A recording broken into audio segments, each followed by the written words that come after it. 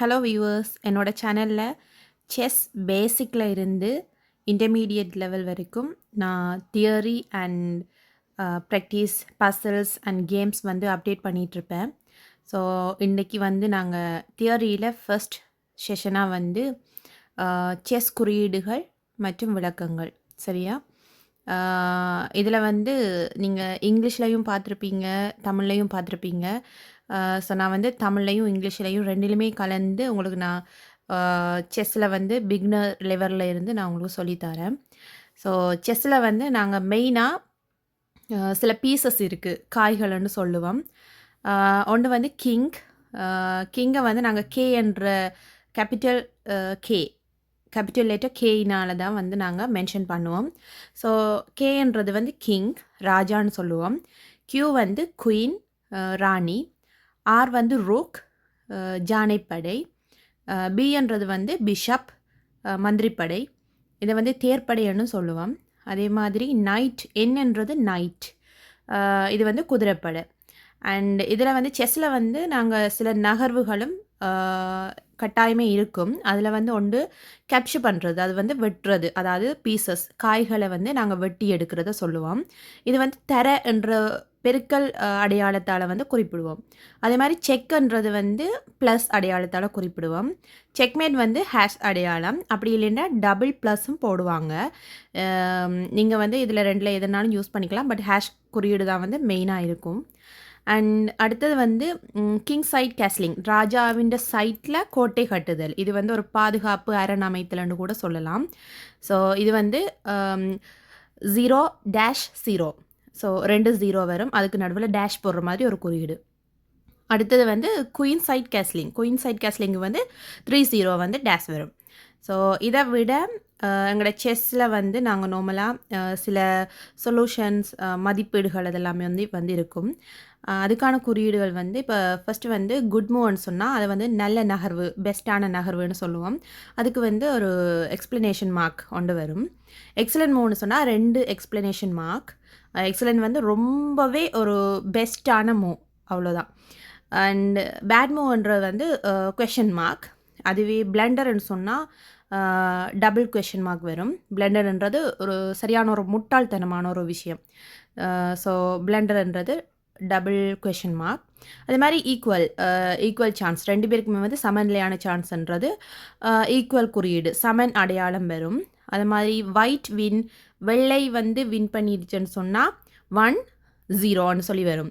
அதுவே கருப்பு பிளாக் வின்னு சொன்னால் 0-1ன்னு சொல்லி வரும். 2 பேருக்குமே வந்து சமனான பொசிஷன்னு சொன்னால் ஹாஃப் வரும்.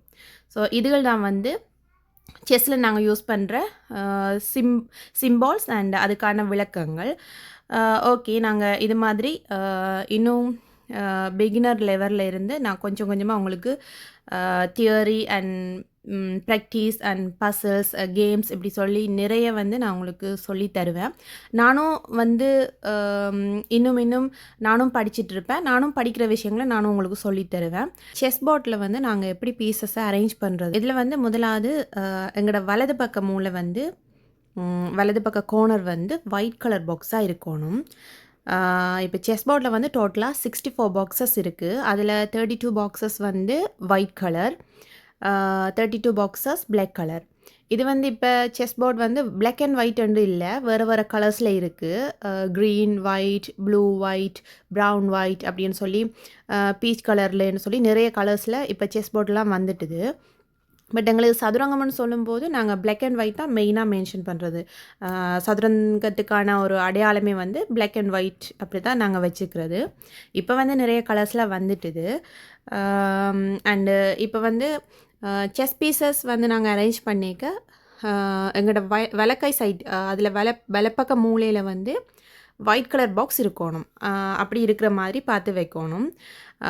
அடுத்தது வந்து குயின் வந்து தன்னோட கலர் பாக்ஸில் தான் இருப்பாள் மோஸ்ட்லி மீன்ஸ் எப்போவுமே தன்னோட கலர் பாக்ஸ், அதாவது டி என்ற ஒரு கோலத்தில் தான் வந்து குயின் வந்து நாங்கள் அரேஞ்ச் பண்ணணும். ஃபஸ்ட்டு அடுக்கும்போது டியில் தான் வைக்கணும்.